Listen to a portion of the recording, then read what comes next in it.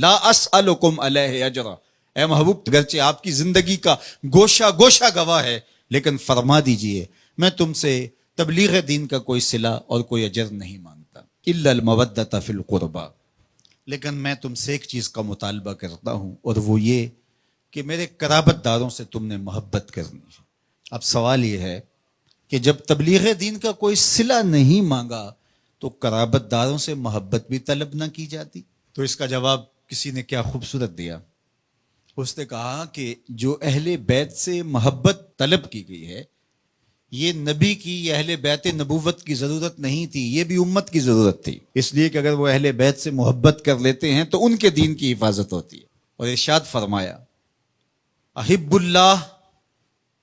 لما یغزو من نعمہ، اللہ سے محبت کرو اس لیے کہ وہ تمہیں طرح طرح کی نعمتیں عطا کرتا ہے، اس کا حق ہے تم اس سے پیار کرو۔ پھر فرمایا وَأَحِبُّونِي بِحُبِّ اللَّهِ، اور میرے سے پیار کرو میں تمہارے رب کا بھی محبوب ہوں۔ اور تیسری بات فرمائی وَأَحِبُّ أَهْلَ بَيْتِي لِحُبِّي، اور میرے اہل بیت سے میری وجہ سے پیار کرو، کہ وہ میرے اہل بیت ہے، میری اطاعت ہے، ان سے پیار کرو۔ فرمایا میں تمہارے اندر دو بھاری چیزیں چھوڑ کے جا رہا ہوں، اس امت کو لاوارث چھوڑ کر نہیں گئے حضور، دو بھاری چیزیں چھوڑ کے جا رہا ہوں۔ اولہما، ان میں سے پہلی چیز کتاب اللہ، اللہ کی کتاب، فیہ الہدی والنور فخذوا بکتاب اللہ واستمسکوا بہ، فرمایا اللہ کی کتاب ہے جس میں ہدایت ہے، جس میں روشنی ہے، جس میں اجالے ہے، تمہاری زندگی کو اجال دے گی یہ کتاب، اس کو مضبوطی سے پکڑ لو، چھوڑنا نہیں۔ ابھارا، اس پہ ترغیب دی۔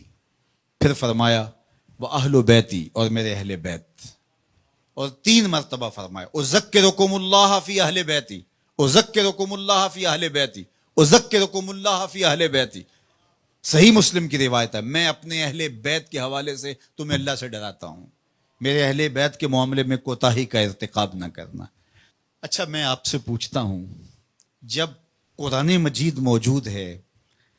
تو پھر کیا ضرورت تھی اہل بیت کے دامن کو تھامنے کی، تلقین کرنے کی؟ ایک سوال کھڑا ہوتا ہے، کیا کتاب ہماری ضرورتوں کی کفیل نہیں، ہمارے دکھوں کا مداوا نہیں، ہمارے درد کا درماں اور ہمارے امراض کا علاج نہیں؟ جب قرآن اتنا کافی ہے، اتنا وافی ہے، ضرورتوں کا اتنا کفیل ہے، تو پھر اہل بیت کے دامن کو تھامنے کی تلقین کیوں کی گئی؟ تو اس کا جواب یہ ہے، ایک ہوتا ہے علم، ایک ہوتی ہے اس کی عملی مشق، ایک ہوتی ہے تھیوری، ایک ہوتا ہے اس کا پریکٹیکل۔ اگر اسلام کی تھیوری دیکھنی ہے تو قرآن موجود ہے، اگر پریکٹیکل دیکھنا ہے تو کربلا کے تپتے ہوئے ریگزار میں حسین ابن علی کا کردار موجود ہے۔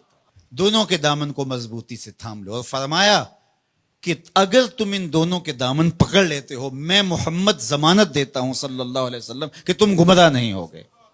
یار میرے حضور نے تو ضمانت دی کہ ان کو تھام لو تو تم گمراہ نہیں ہوگے، ہم 73 گروہوں میں بٹ گئے، فرقہ فرقہ ہو گئے، میرے حضور نے تو ضمانت دی تھی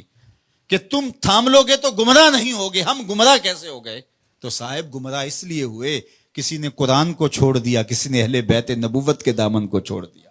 کسی نے قرآن ہاتھ میں اٹھا کر کے دہائی دی یہ قرآن ہے،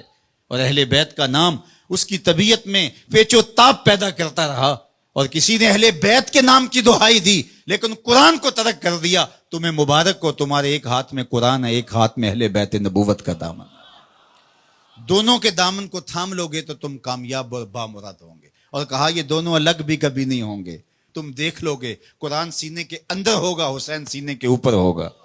تم دیکھ لو گے کہ حسین کا سر نوکے نیزہ پہ ہوگا، قرآن وہاں بھی حسین سے جڑا ہوا دکھائی دے گا۔